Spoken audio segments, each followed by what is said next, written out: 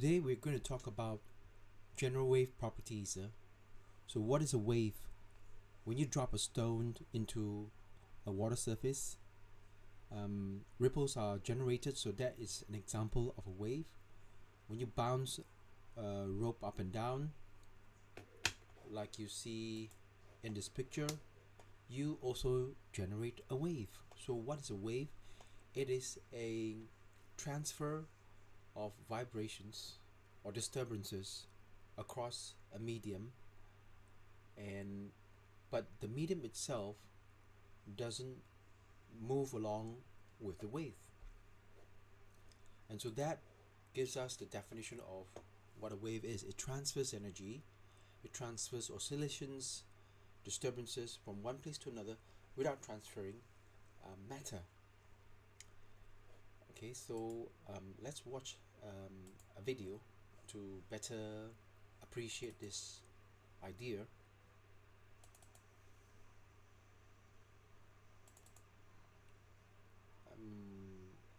We start with the Mexican wave. Wait, what's through there? Look at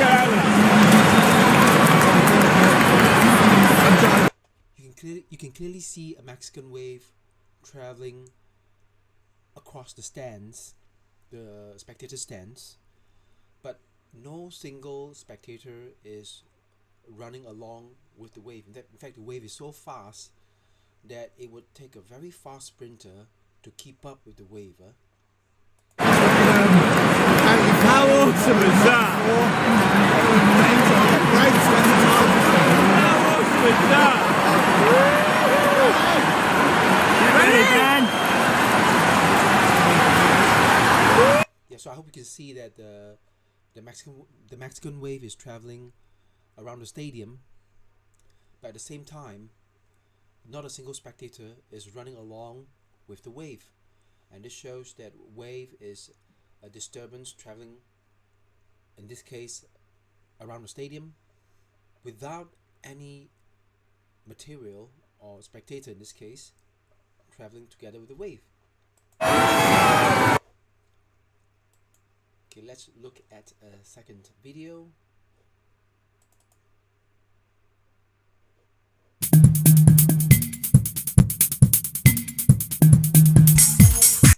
So you can see that there's a wave traveling across the formation, but not a single soldier is running along with the wave. So the medium, in other words, the medium doesn't travel together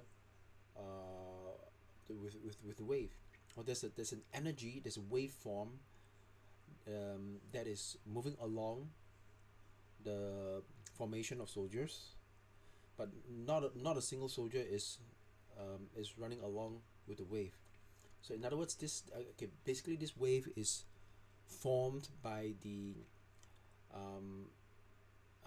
up and down motion of individual soldiers at various times. So at various times, the soldiers will move up and down, and that constitutes a vibration of a particle, of a wave.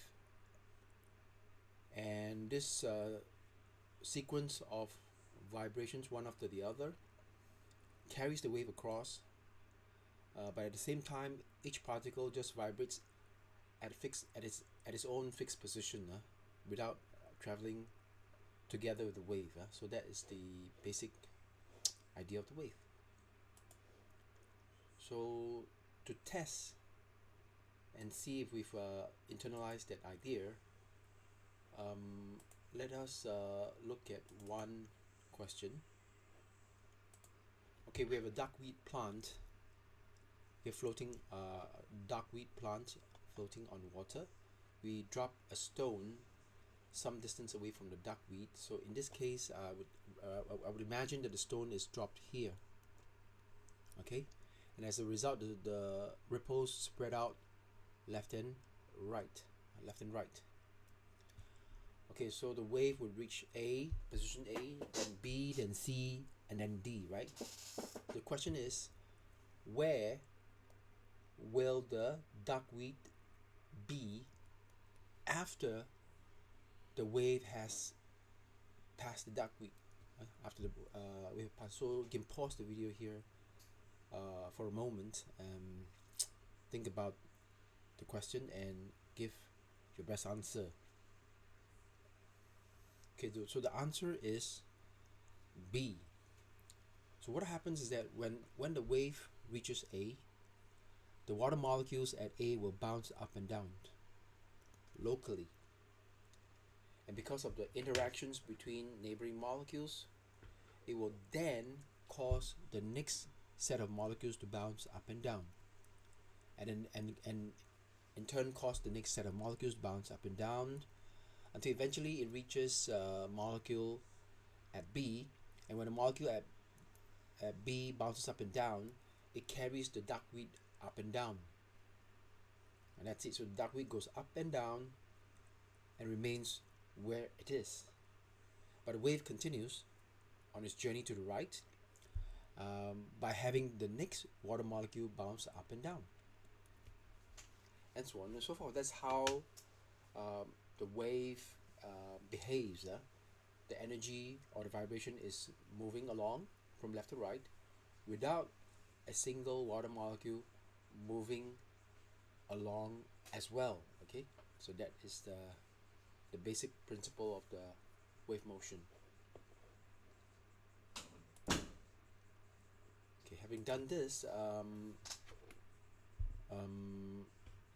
we can now look at the difference between a transverse wave and a longitudinal wave. Okay.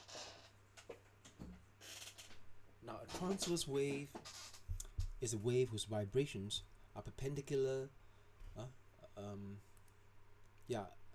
A transverse wave is a wave whose particles vibrate perpendicular to the wave direction. Okay, so you use your hand to wriggle the spring coil up and down, and as a result you generate a wave going from left to right. So the wave motion is horizontal, but the particle motion is up and down, and so it's a perpendicular relationship between the particle vibration and the wave direction, and that's why this is a transverse wave. We can also have longitudinal wave. In this case, you pull in and out, you push and pull onto the spring, and then as a result you generate a wave traveling along the spring to the right. So this time round the vibrations are parallel to the wave direction, and therefore we call this a longitudinal wave. Now for the O level, it's good to remember that only sound waves are longitudinal, and all other waves are transverse, including water waves, electromagnetic waves, so on and so forth. Okay, now we move on to the displacement time graph and the displacement distance graph. Now the displacement time graph, what happens is that you are analyzing the behavior of one particle over time. So let's say you observe one water molecule as the ripple travels. Let's say you have a dipper that's continuously producing waves along the water surface, and what you do is that you analyze one water molecule over time, and you see that that molecule is just simply bouncing up and down over time, and what you get would be a displacement time graph. So over time, the displacement of that single particle will be varying. It goes up and then it goes down over time. And so this one here is a complete wave. Is the time so the time taken is called the period. So the period, okay, the symbol usually is capital T. So capital T is a symbol for period, and period is the time taken for one complete oscillation of the wave. Besides that, we have this terminology called amplitude. Amplitude is the largest displacement of the particle from its resting position or its equilibrium position. Okay, so imagine this is a water surface. Originally, the water surface is here. Okay, we call this the equilibrium position, the resting position. When there's no wave and the water surface is flat, that is the resting position. As the wave travels along, okay, the water molecules get bounced up and down. In this case, we're talking about only a single water molecule. Over time, it gets bounced up, and then it gets bounced down, and it repeats this motion over and over again. But what is the largest displacement that it has experienced? Answer is here. This is the largest displacement of the water molecule from its resting position, and we call that the amplitude, or the largest distance or displacement, okay, of the particle from the equilibrium position is the amplitude. All right, besides that, we need to know the two more terminology. Crest. Crest refers to the top of the wave, and trough, representing the bottom of the wave. Then next we move on to the displacement distance graph. Okay, now we are no longer scrutinizing one single particle. Instead, we are looking at all the particles at a single moment. Imagine you use a high, again same thing, we have waves on a water surface, and you use a high-speed camera to take a snapshot of the water surface. You will capture the ups and downs of the water surface over a certain distance, and that is this. What you get is the displacement distance graph. Okay, so now, okay, again, this is a complete wave. So now what we have here from here to here is the distance of one complete wave, and so the distance of one complete wave is, we call it the wavelength. All right. So in the Cambridge exam, they will ask you to label, okay, the description from here to here. Sometimes it's wavelength, sometimes it is period. So you have to be very careful of the x-axis. So when the x-axis is the time, then the time for one complete wave is the period. But if the x-axis is distance, then the distance for one complete wave is the wavelength. Okay, so be careful of that. Okay, next we move on to the concept of frequency. So frequency is the number of complete waves per second. How many waves is being produced per second, or rate of waves being produced. Okay, the better way of saying is rate of production of the waves. How many waves are being produced per unit time? But this definition is okay, for O level. Number of complete waves per second is okay. Then what about period? Okay, we just mentioned period is the time taken for one complete wave to happen, and there's a relationship between frequency and period given by this formula. Frequency is the reciprocal of the period. How do we know that result? Well, the period is the time taken for one complete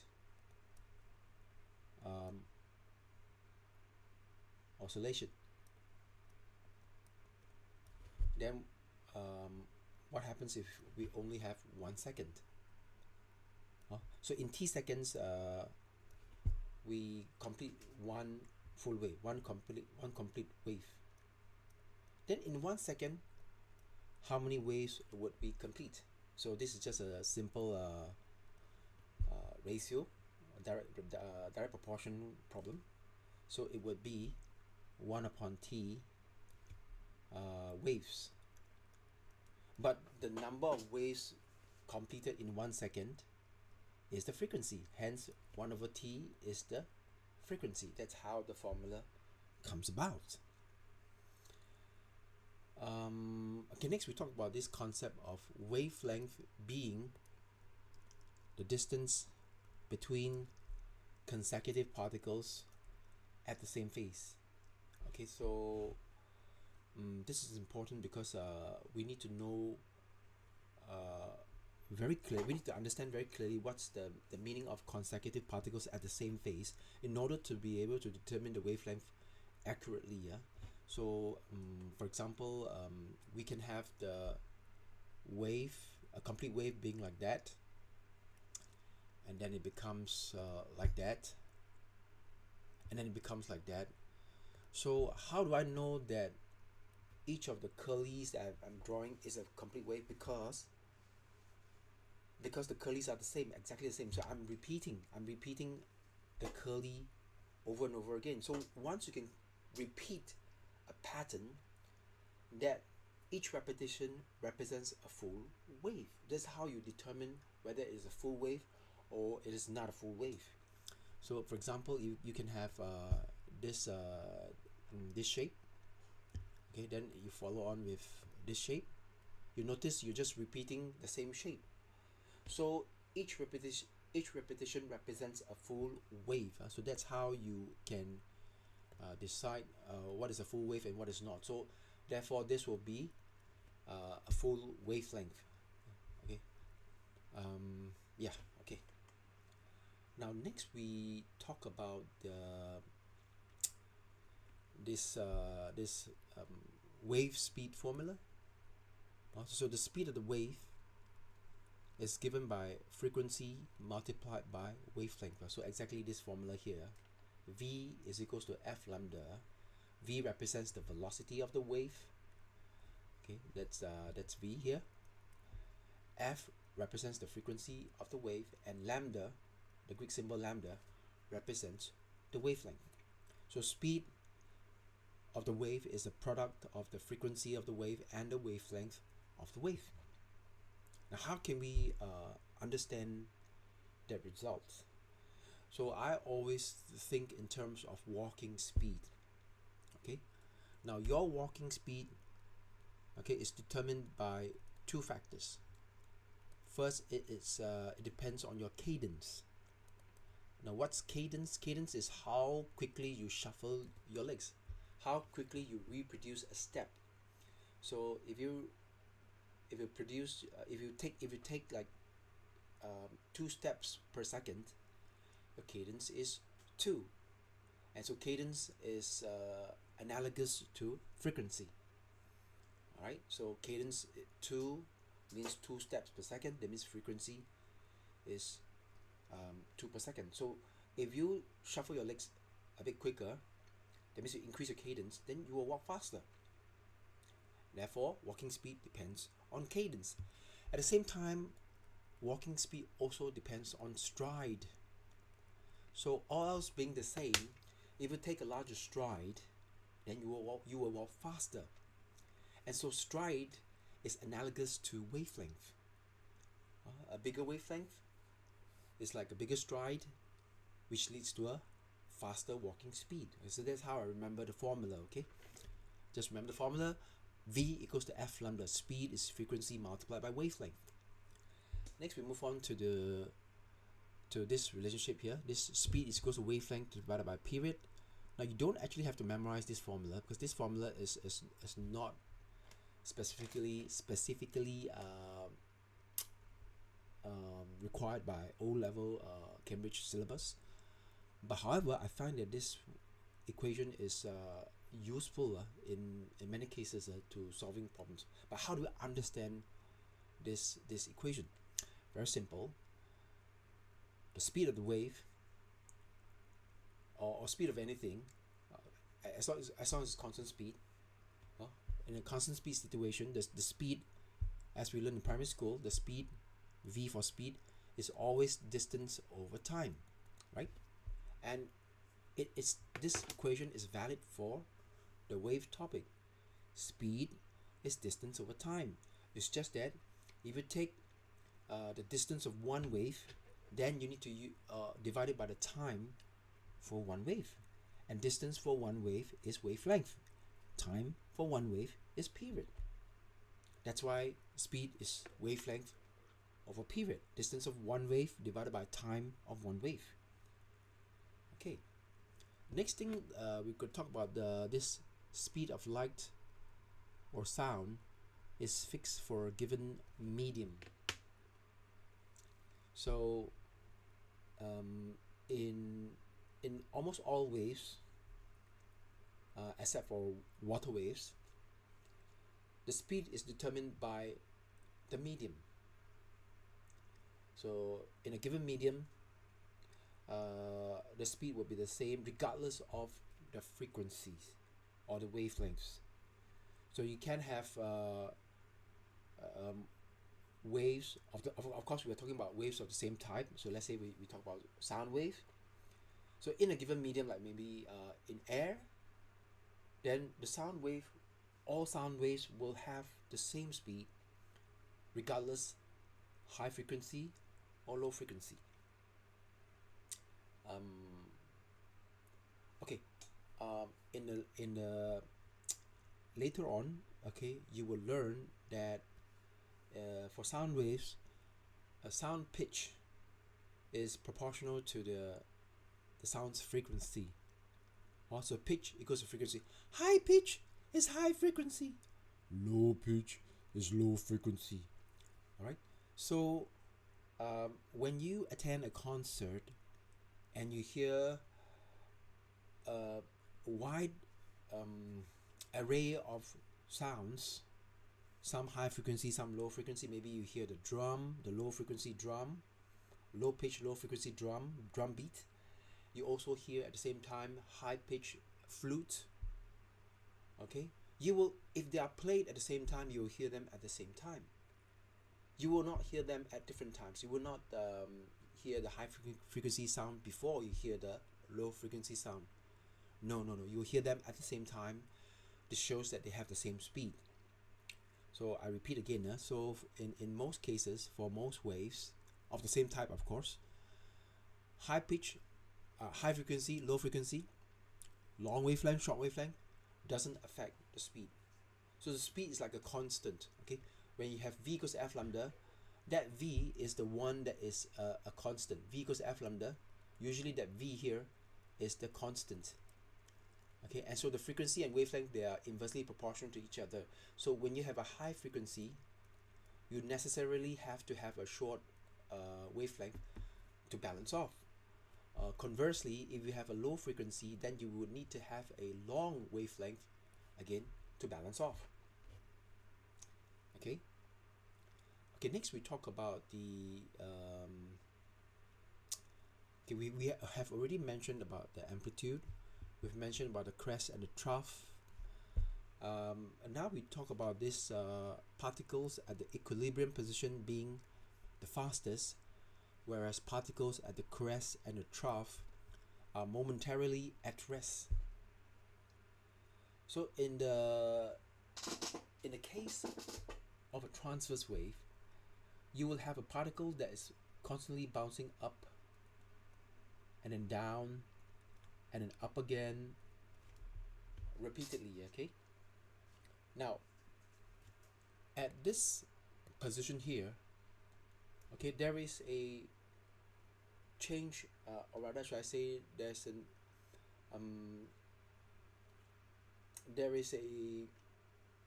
a stoppage. There has to be a stoppage before the particle can move in the opposite direction. So this is something that's very natural. When objects move in one direction and then they subsequently move in the opposite direction, they necessarily have to come to a standstill first. From going left to going right, in between there must be a standstill. From going up to going down, in between there must be a standstill. Same thing happens at the trough position. At the trough position and at the crest position, okay, the particle is momentarily at rest. Okay, so because this is just something that's very natural. So hope you can appreciate it intuitively. From going up to going down, in between there must be stoppage, right? Same thing when from going down to going up, there must be stoppage. So the particles are momentarily at rest at the top and the bottom. Then the middle position, the particles are they are at their higher speed. Why? Because you see, imagine you're doing a shuttle run. Okay, you run from this position to this position. So naturally, from one extreme position to the middle, you must necessarily be accelerating, right? That's how you do a shuttle run. And then, but before you reach the other extreme end, you would have to slow down, right? You would have to decelerate. Okay.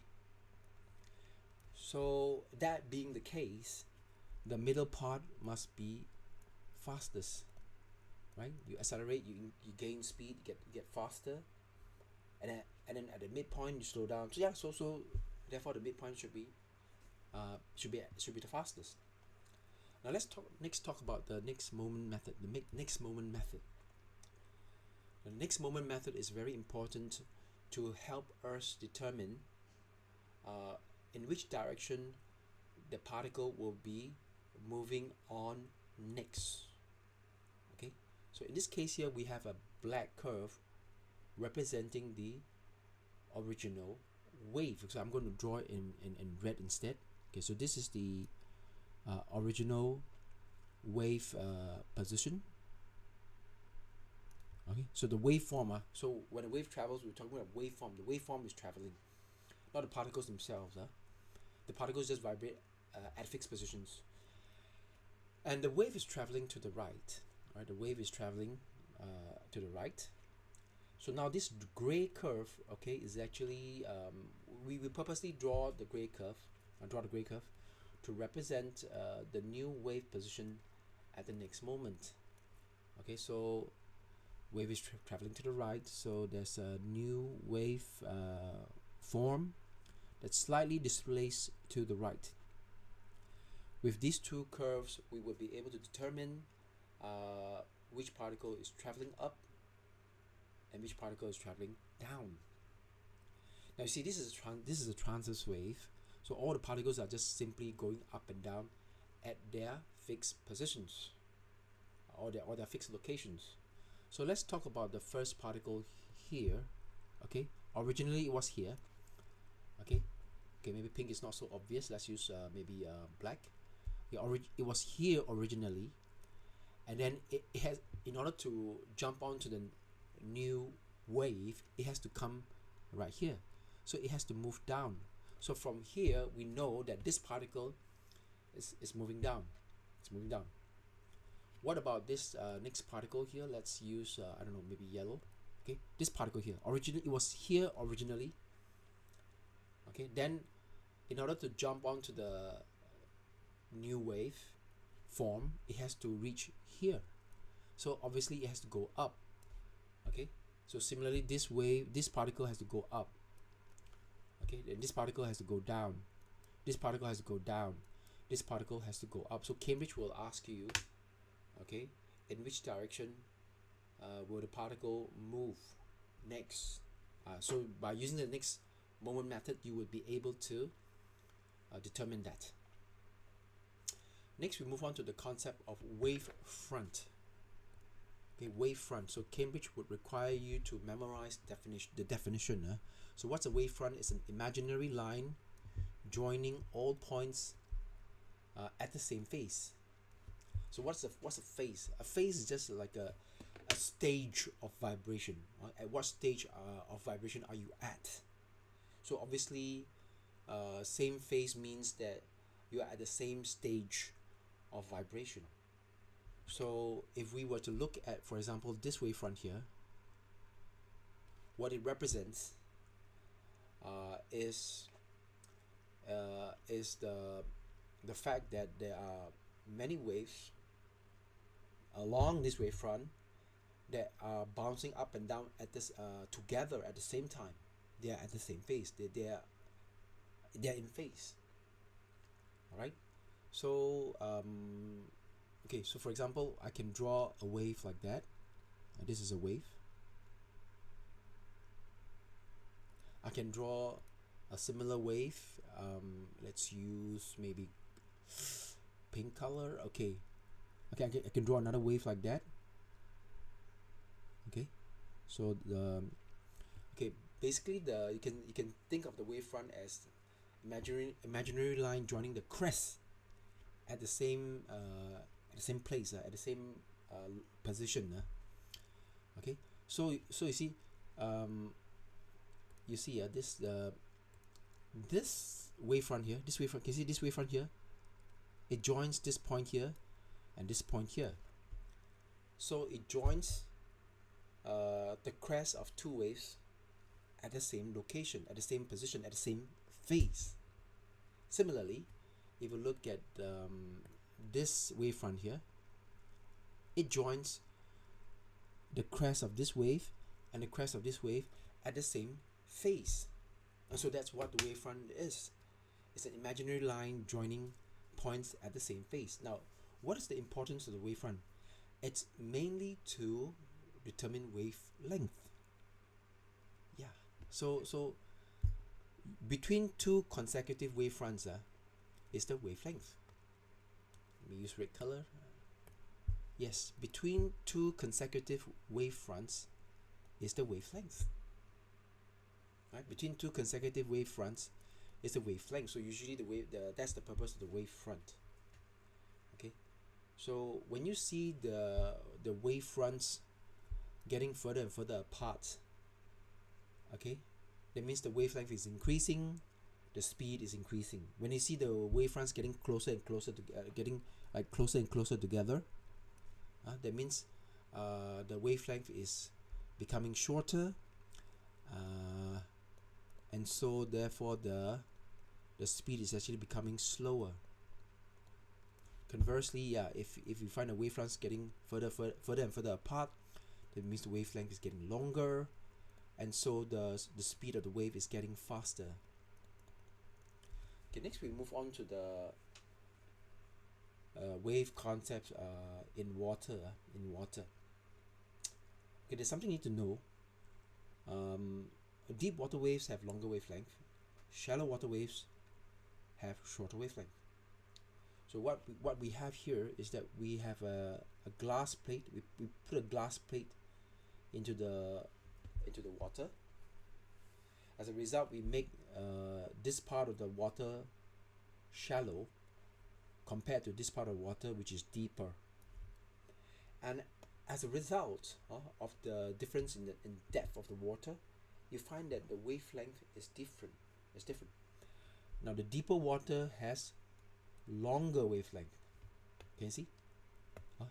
When the water is deeper, the wavelength is longer, and when the water is shallower, the wavelength is shorter. Okay, the consequence of this would be that deep water waves will be faster, and shallow water waves will be slower. Okay. Why? Because in this case here, the frequency stays the same. The speed will be different. Okay, so that's why when I said that the speed of the wave usually depends on the medium. Like for sound wave, for example, in a given medium like air, then the speed of all sound waves, be it high frequency or low frequency, the speed will all be the same. But the only time it doesn't apply is water waves. So in water waves, deep water, shallow water, the speed is different because the wavelength is different. So what is constant throughout? The frequency. The frequency stays the same as the water waves travel from a deeper water to shallower water. Now why? Because frequency is governed by the source. It is the source that determines the frequency. If the source for in this case is a ripple tank. So in a ripple tank we produce the waves using a dipper. So if the dipper dips into the water like 3 times per second, then the frequency will be 3. So regardless whether you deep water or shallow water, there will be 3 waves approaching every second as produced by the source, because the waves are produced by the source.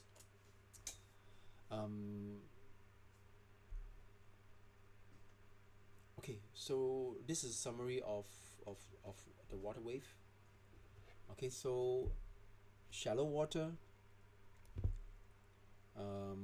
wavelength will be shorter, and so the wave fronts are actually closer together, and so the wave is slower. Whereas in deep waters, the water waves have longer wavelength, and so the wave fronts are spaced out further apart, and the waves are faster. Regardless of shallow waves or deeper waves, the frequency is the same. Now this change in speed as the waves move from in this case shallow water to deep water will cause refraction. Okay, what's refraction? Is the bending, or rather the change in direction of the wave as it moves from one medium to another medium. Okay, so in this case here we can illustrate the idea using a car. So if I have a car, okay, this topic this concept will be more relevant for the topic of light, but we can illustrate it here. Okay, so the so this is the slow medium, and so the wave travels slowly, so it covers a shorter distance, so it's a shorter distance. But here this wheel here, so we have a car, and then they have wheels on the left and on the right. So the wheel on the right, on this side, the bottom side, will reach the faster surface, the faster medium, because it's deeper water, faster, the wave travels faster, so it travels further. So now you find that the 2 wheels are now here and here, and then you get a new so you get the kind of like the turning around of the vehicle. So we call this change in direction. So when waves go from one medium to another medium and the speed changes, the direction of the wave also changes. We call this refraction. So refraction is something that we will learn more about in the topic of light. So we won't go into details here. Okay, finally we'll move on to sound. Okay, so sound used to be a separate topic in the O-level syllabus, but now in the new syllabus they have combined the wave topic and the sound topic into one single topic. Okay, so how do you produce sound? You produce sound using a vibrating source. For example, here I have a tuning fork. So what happens is that when the tuning fork vibrates, it will alternately push and pull, right? It will push and then pull on the air molecule, causing the air molecule to vibrate. Okay, so the vibrating source causes the air molecules to vibrate, which then causes other air molecules to vibrate, and in that way the vibrations get transferred from air molecule to air molecule until it reaches your eardrum, and your eardrum vibrates and you hear the sound.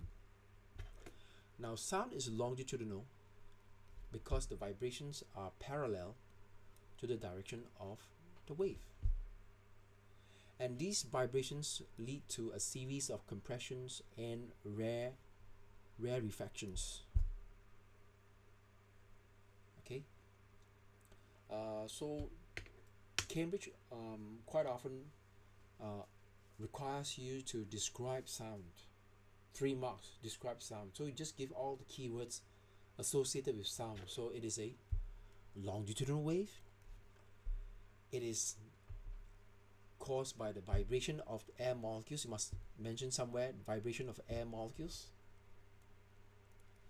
Okay, you can say, you can add the word parallel. The vibrations are parallel to the direction of the wave. You must include series of compressions and rarefactions. Okay, so these are the key words. But what is compression? What is rarefaction? Okay, now you see, the air molecules are vibrating left and right. So sometimes this air molecule goes this way, and this air molecules go this way, and they squeeze into each other, causing a compression. So the region between them is being compressed, and so that leads to a region of compression, which leads to high pressure. At other times, the molecules may move apart. Okay, so then you have kind of like a mini vacuum in between. That's low pressure. We call this the rarefaction. Okay.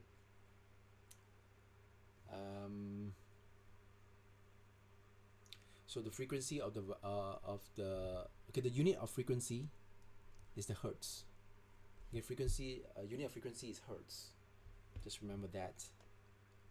Now, because sound requires vibrations, therefore sound cannot travel through a vacuum. So the first astronauts that landed on the moon, Armstrong, they couldn't talk to each other directly. They had to communicate through radio waves. So one astronaut will speak to a microphone, and then that signal will be transmitted by radio waves to the other astronaut, which will have an antenna receiver to receive the signal and convert back to sound, and broadcast in his own helmet. Okay, so now with regards to sound, the frequency means pitch.